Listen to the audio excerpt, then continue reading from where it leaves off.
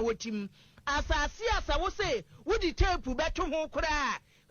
half protocol kura yesi nhye da nuru sa wo ka so di container mienu si so a enkoso sa asase ho ene free na wo twetwa mu na wieye asa bola suja edum so nipa bi so wonte ase ohina kwotọ asase amu obi enu wunchi ni wahye wa abusia nipa ba akwa wo mu asi o nipa num ne yaku won edi be na nsa asi nipa du na kosoa mabambo ampadimfo se wa yiri mu chese o ma sha ase kekumu manfo sisi dan ewo obeji aji se ndra obeji aji se ndra tuna mo chira yema fa na yema tuna sola mo chira yema ayema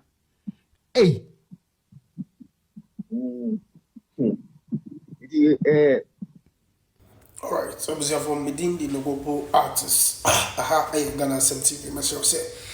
Subscribe to the channel and if I want to the comment section, make sure we share and like it. I was for Bolly Bamboo any solar fight them say conflict there cost for home and that's a but the question is, what is the president and I say the current government doing about this?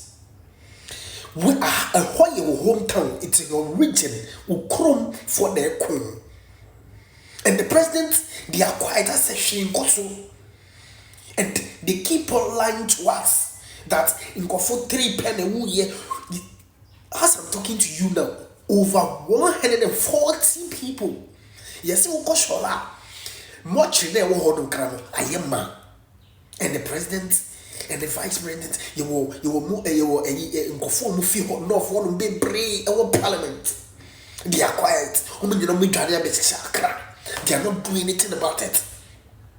I was for several any videos now here who if you about it's sad. It is very, very sad.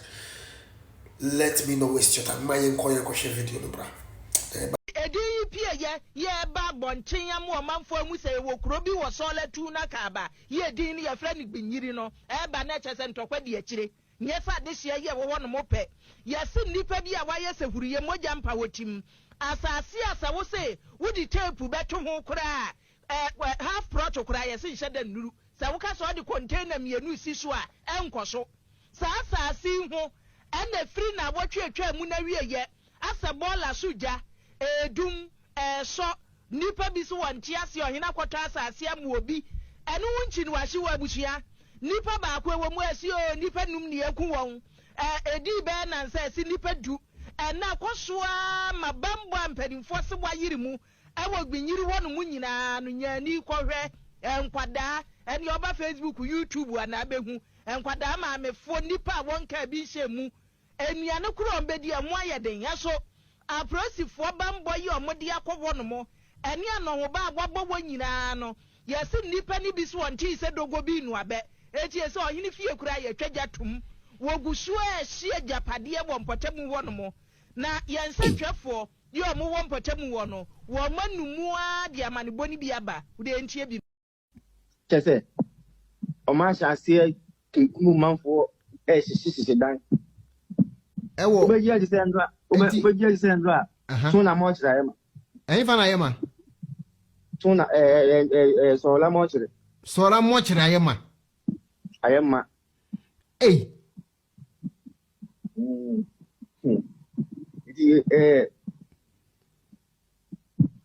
no media man for be no see nipa 140 no most of the nipa wo be 140 and village ni ma omo pio so a se no ma se so ma kun no mo ko then the question is apa me you can say e bi da so fu no da so the bush na won ho anya oga ka se o ko akofo ma Busia for some mutie mu niema na ekoso bokum Bolly Bamboo on when President John Dramani Mahama Kromo Mahama on kasa ni Kromo on no say the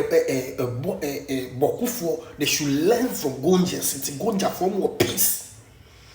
Abusia for papa bi I was say we a professor one of the biggest schools in Ghana utie nsema ukana we am besho Okay, for my current question. We don't have problem with anybody. The others are here with us. We don't have problem with them. But if you will not step foot in Sola here.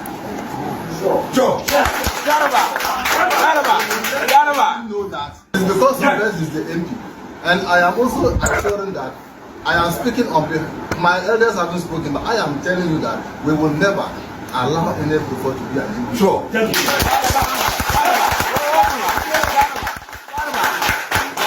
I am assuring you, if the war will go for the next 15 years, we will do it to ensure that no Bruford becomes an SP within the Solar Kalba. Sure. We have done it since yesterday. There's no anybody, any disturbance in Solar. And today, nobody has disturbed anybody. We hope that it will continue. We are doing this because I'm a teacher by profession, and I have learned a lot about conflict. And so I understand what conflict can do. And that is why when they were talking about war, we were talking about peace, because we know what war can do. So Honorable, we are grateful. And we are prepared for peace on condition that they are prepared for peace, and they should understand that this land, they don't have 1 meter of it as theirs. He shouldn't emani fane ni naikra embrasa kronto. Inti omo nyina me dwane abeshakra ebra omkrum the town is burning. How do you people vote for these people? These are the people that vote for the NDC massively. Massive omutum so record basa. No ngie koso. Obusia for mine ko share video dia kan na embra.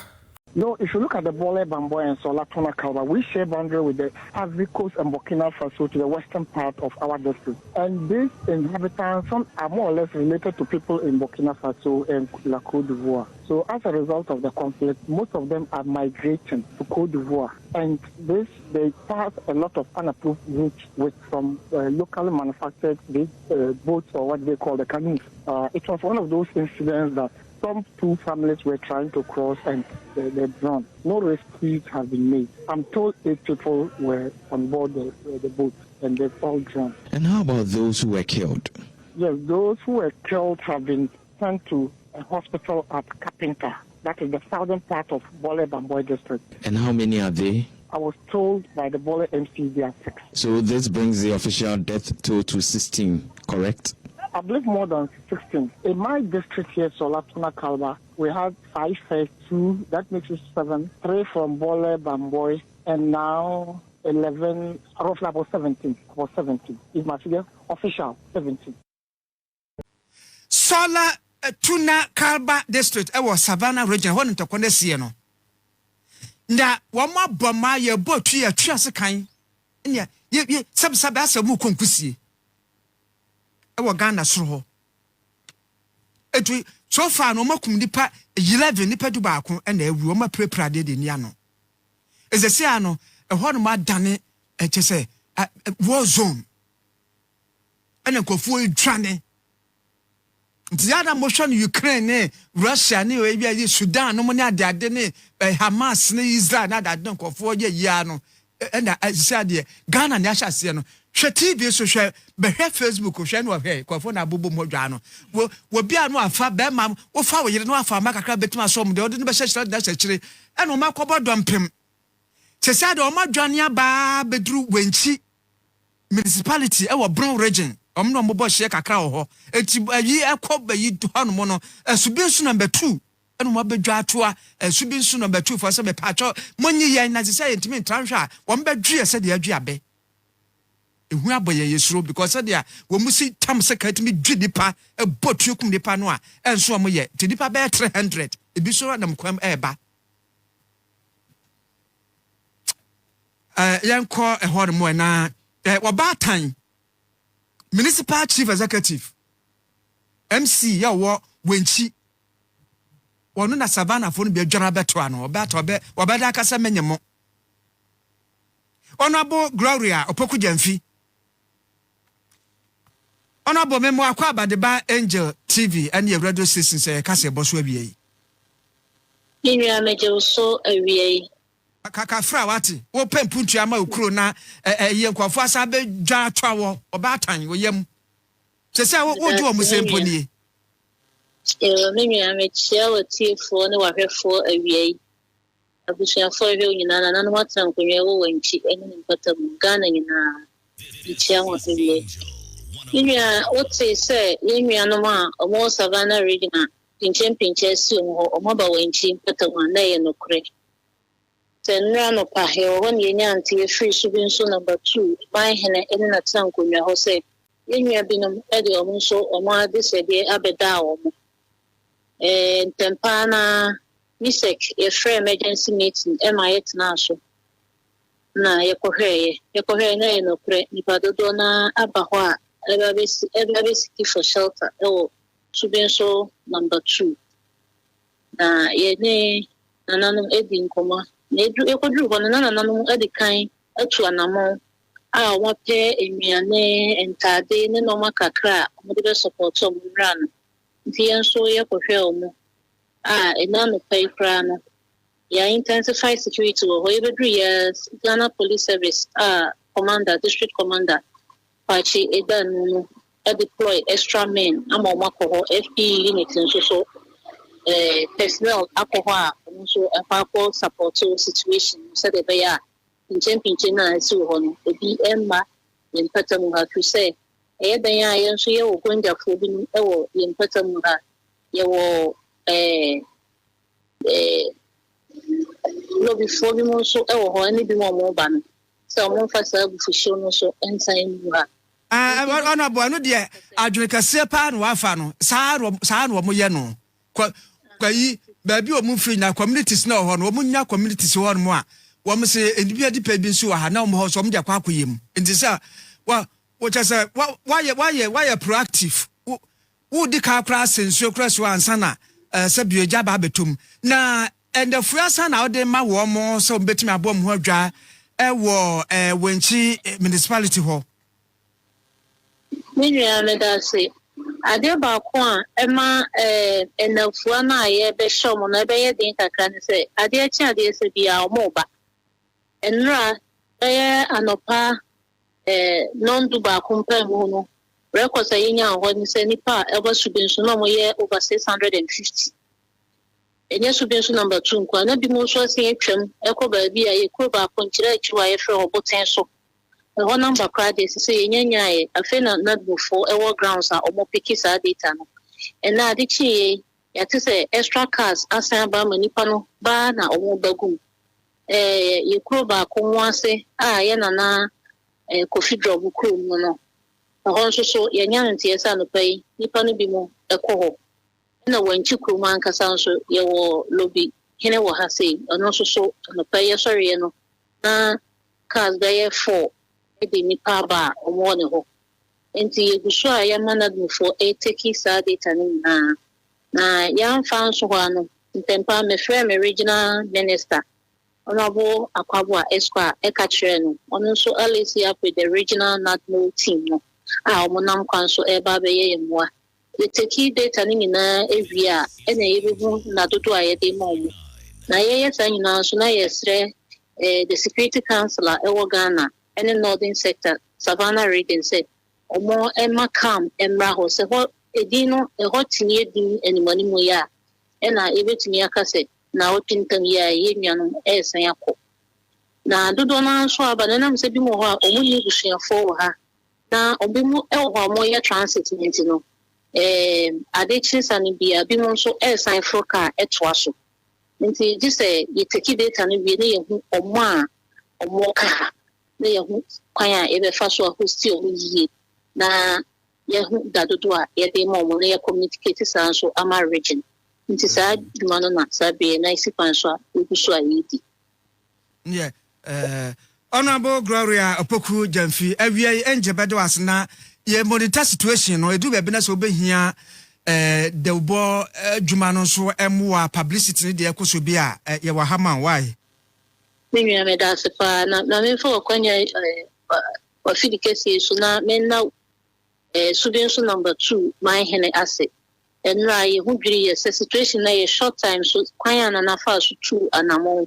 wanchi man hene so aye ready so no so ene ye ekọ a one ye na ekọ na yakwa kutu sa anamo no ena ye na chief imam a o wanchi nansi ha se so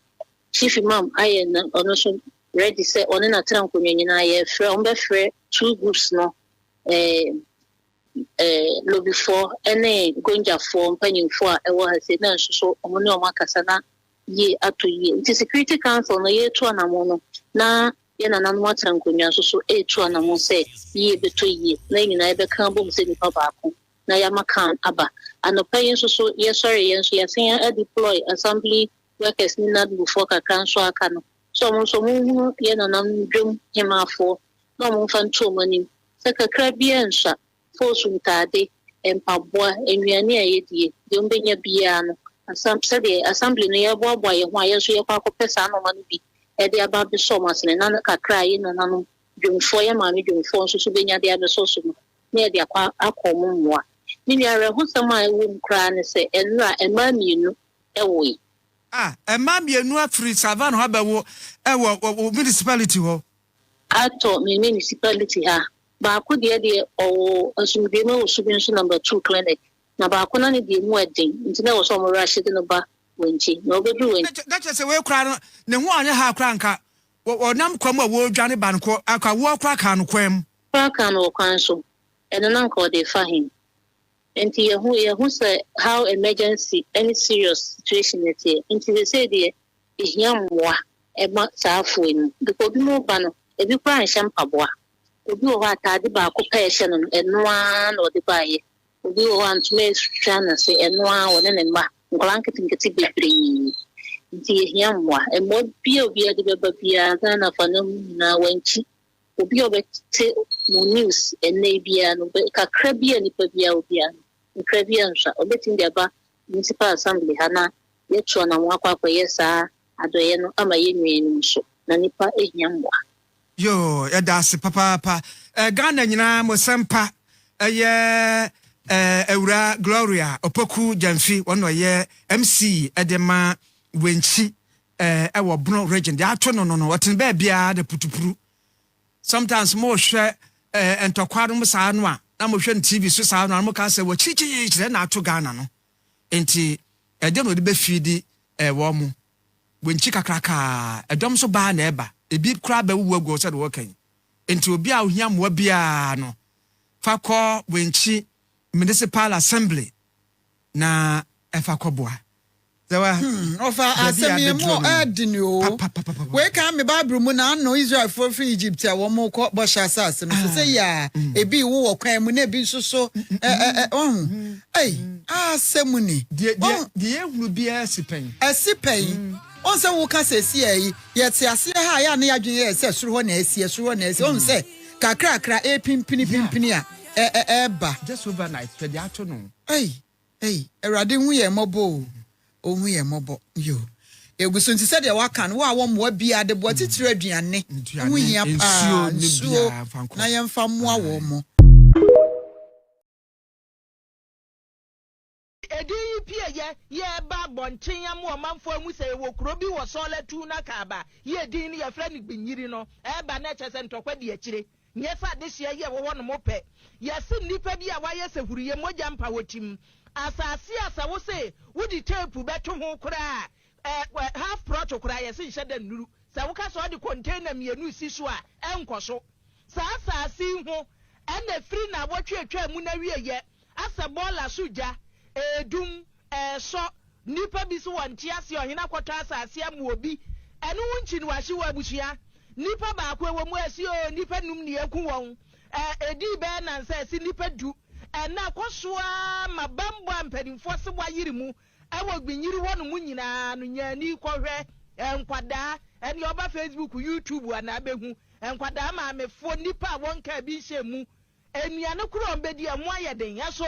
aprosifo bambo yi omode akowo no mo eni anoho ba agwabo nyina no yesi nipa ni bi so wonti se dogo bi nu abe eti ese ohini fie kura ye twaja tum wogusu ehie japade wo mpotemu wo no mo na yense twefo ye omo wo mpotemu wo no wo manumua de amanebɔ ni bi aba wo de ntie bi